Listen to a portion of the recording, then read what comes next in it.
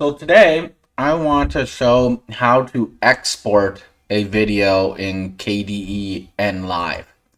So first I'm going to save this video. I just finished. Now I just go up to here, press render.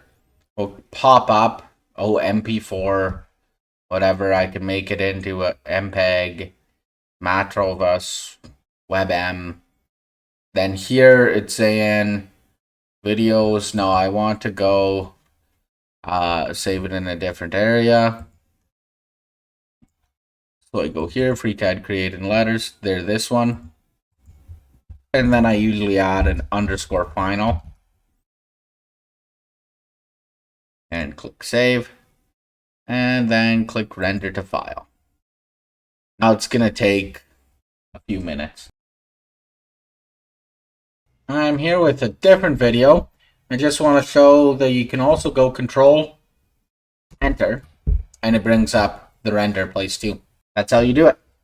Thank you.